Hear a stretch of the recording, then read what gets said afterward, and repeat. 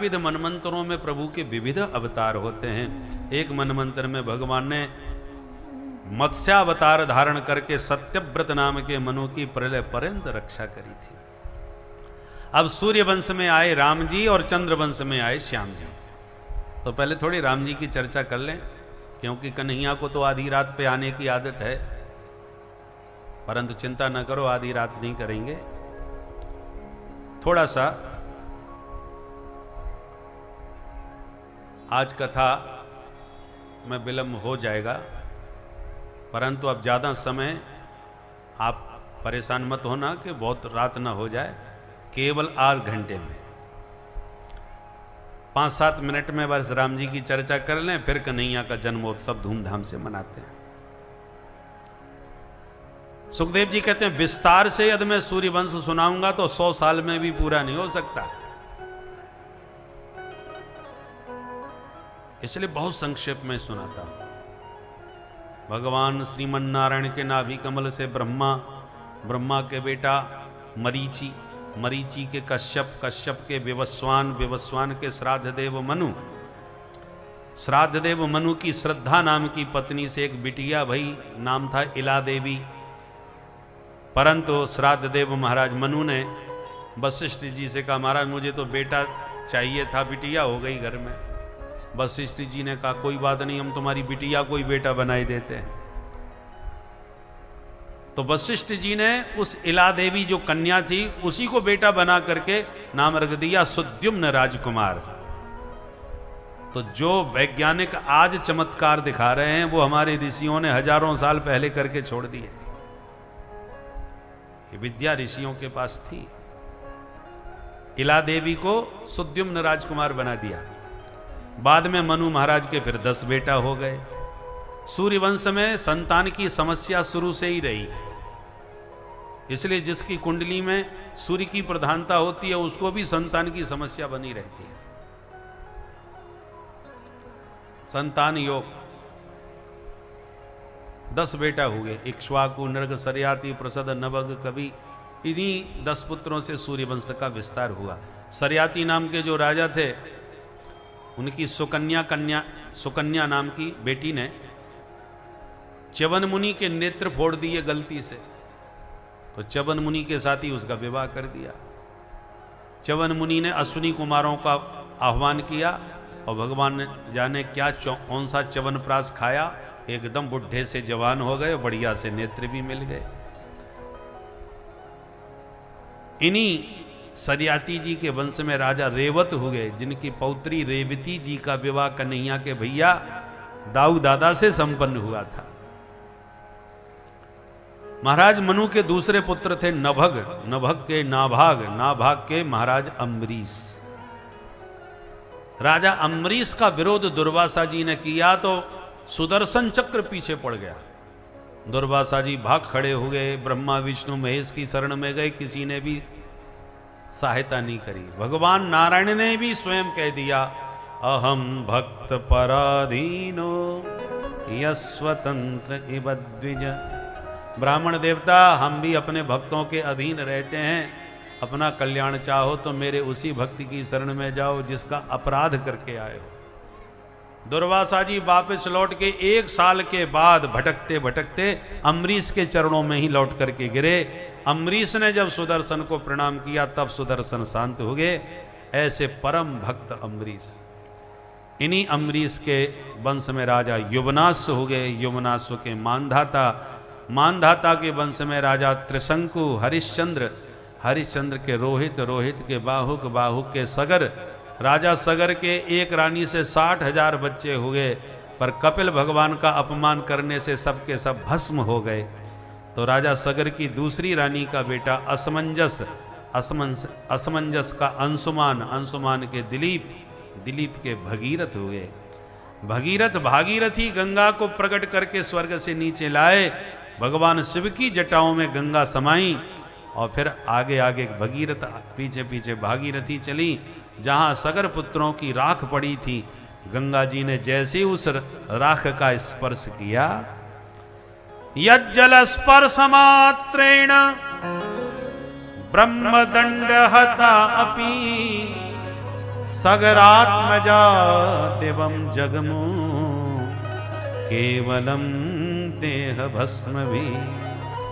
केवल भस्म का स्पर्श करके ही गंगा जी ने समस्त सगर पुत्रों का उद्धार कर दिया।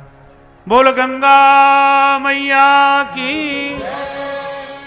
इसलिए गंगा जी में अस्थि विसर्जन का हमारे यहां बड़ा महत्व है।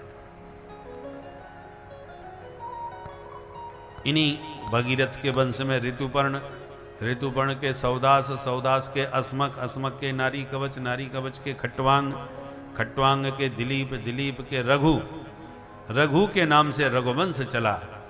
रघु के बेटा अज, अज के बेटा महाराज दशरथ, और दशरथ जी के घर में श्री राम, लक्ष्मण, भरत और शत्रुघ्न लाल जी का प्रादुर्भाव हुआ।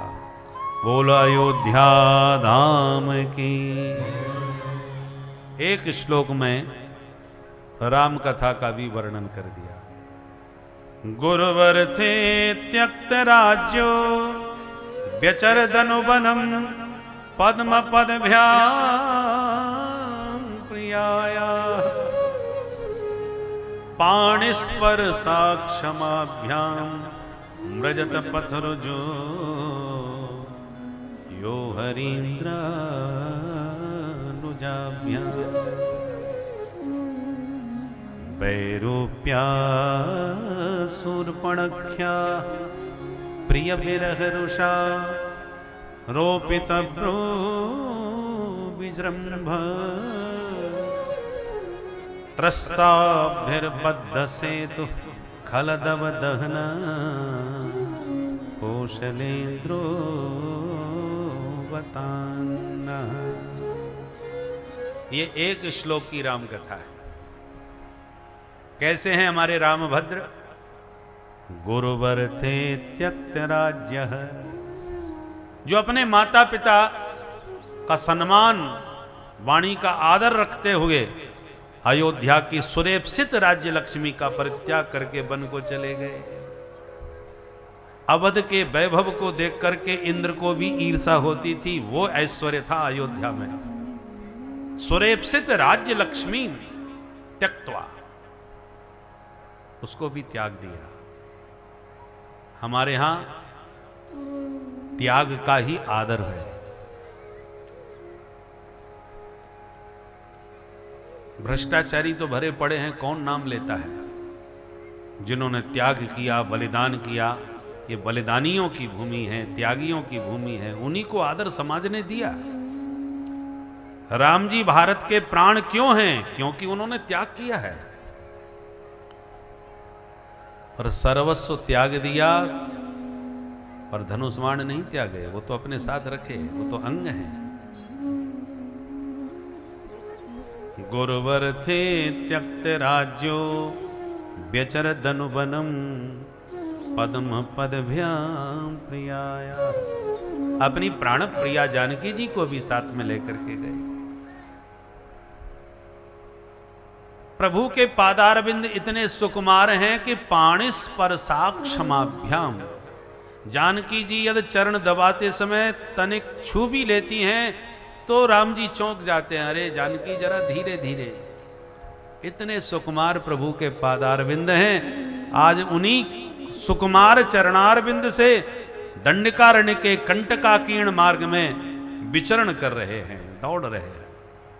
धर्मिष्ठ आर्य वचसा यदगादरण्यम, धर्म की रक्षा के लिए धर्म विग्रह भगवान श्री रामभद्र दंडकारण्य में विचरण किए। यतो धर्मस्ततो जयः, धर्म जिस पक्ष में होता है विजय भी उसी पक्ष में होती है।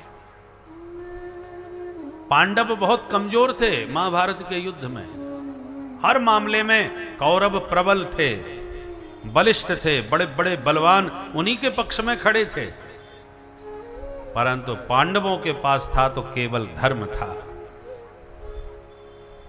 धर्मो रक्षति रक्षितः, आप सच्चे मन से अपने धर्म का पालन करोगे, उसकी रक्षा करोगे तो धर्म भी सदा तुम्हारी रक्षा में खड़ा होगा।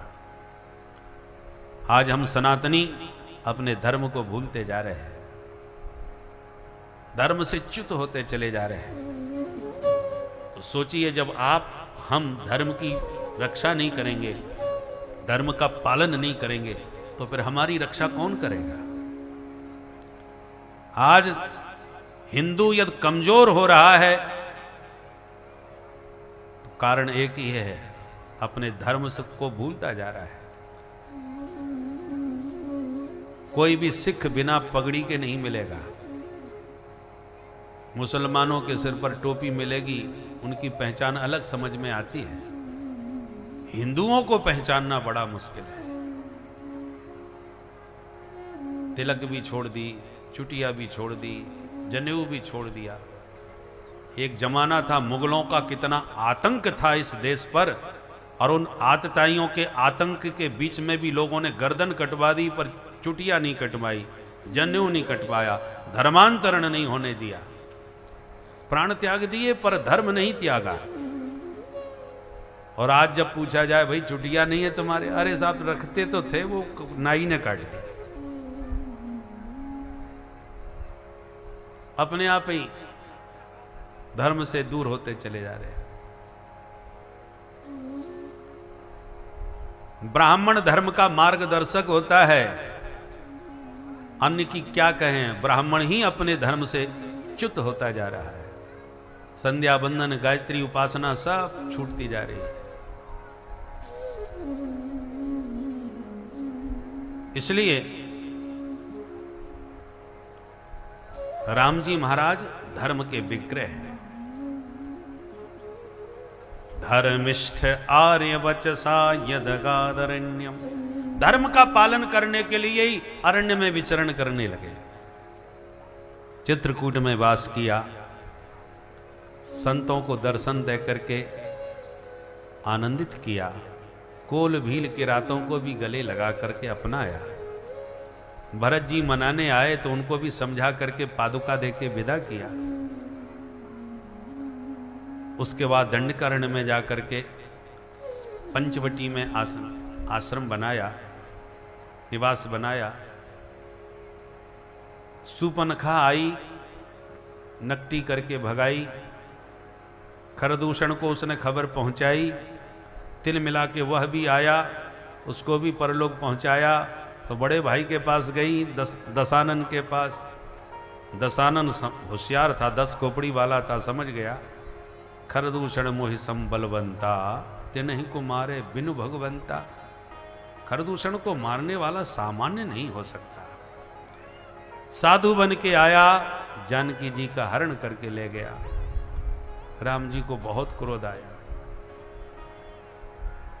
जयंत ने, इंद्र के बेटे जयंत ने कौआ बन के जानकी जी पर प्रहार किया, तो भगवान ने उसे काना बन के छोड़ दिया, मारा नहीं। रावण ने कभी छुआ भी नहीं जानकी जी को। हरण तो किया और प्रहार नहीं किया, छुआ नहीं। मनमोह चरण बंद सुख माना।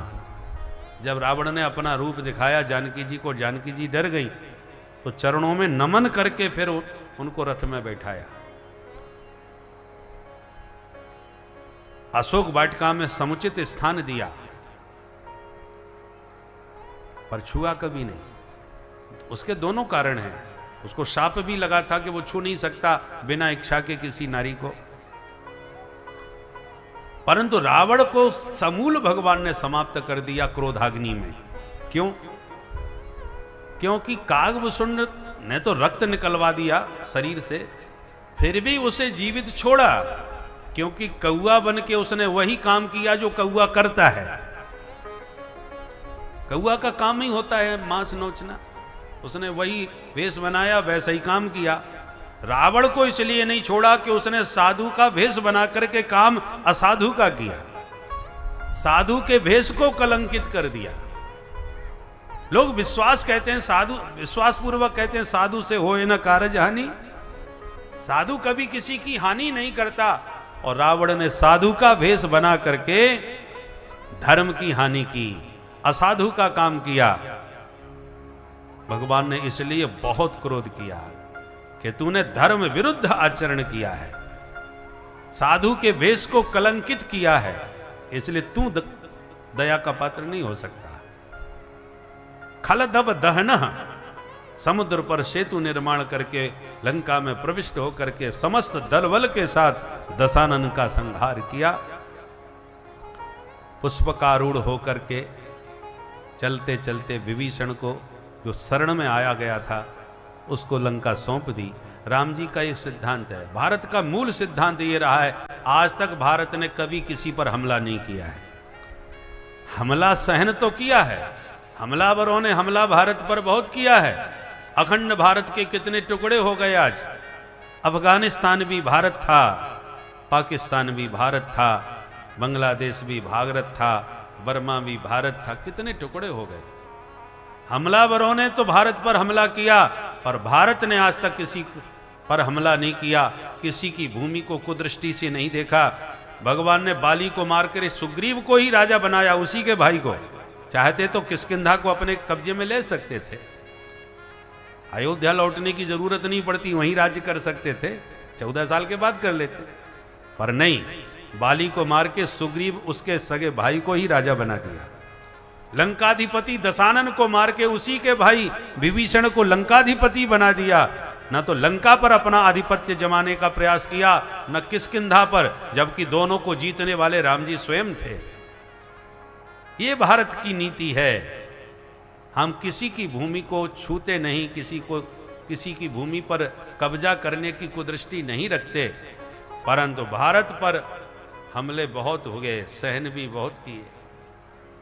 लौट के राम जी पुनः भारत अपने अवध धाम में आए और अयोध्या में आकर के 14 वर्ष के बाद राम जी अयोध्या नरेश बने। ऐसे अवधेश प्रभु के पाद पद्मों में वारंवार प्रणाम। बोल राजा रामचंद्र भगवान की। अब चंद्रवंश में गोविंद के प्रादुर्भाव की भी चर्चा